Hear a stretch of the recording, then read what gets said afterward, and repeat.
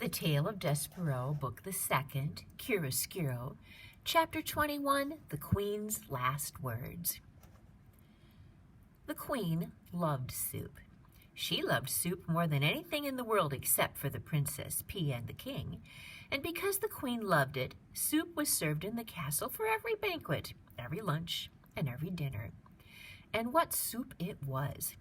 Cook's love and admiration for the Queen and her palate moved the broth that she concocted from the level of mere food to a high art.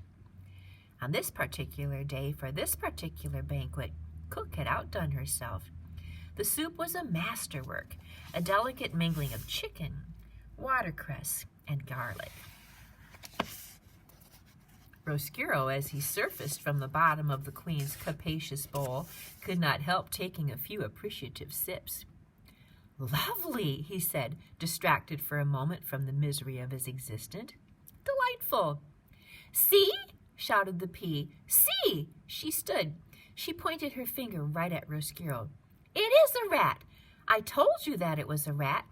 He was hanging from the chandelier, and now he's in Mama's soup." The musicians stopped playing their guitars. The juggler stopped juggling. The noble people stopped eating. The Queen looked at Roscuro.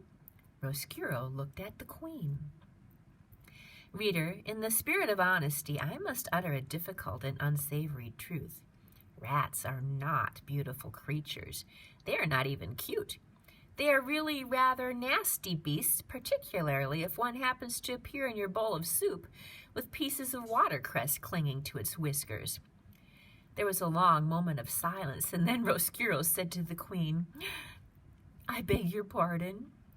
In response, the Queen flung her spoon in the air and made an incredible noise, a noise that it was in no way worthy of a queen.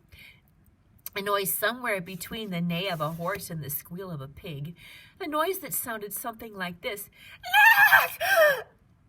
And then she said, "There's a rat in my soup." The Queen was really a simple soul, and always, her whole life, had done nothing except state the overly obvious.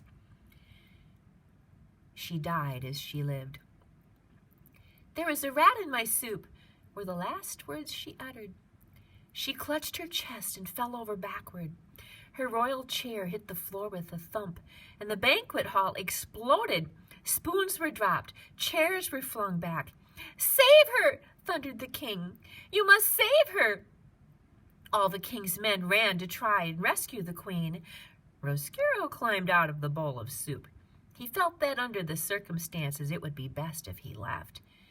As he crawled across the tablecloth, he remembered the words of the prisoner in the dungeon, his regret that he did not look back at his daughter as he left her. And so Roscuro turned. He looked back, and he saw that the princess was glaring at him. Her eyes were filled with disgust and anger. "Go back to the dungeon," was what the look she gave him said. "Go back into the darkness where you belong." This look, reader, broke Roscuro's heart. Did you think that rats do not have hearts? Wrong.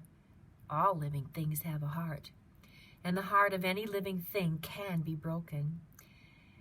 If the rat had not looked over his shoulder, perhaps his heart would not have broken, and it is possible then that I would not have a story to tell. But reader, he did look.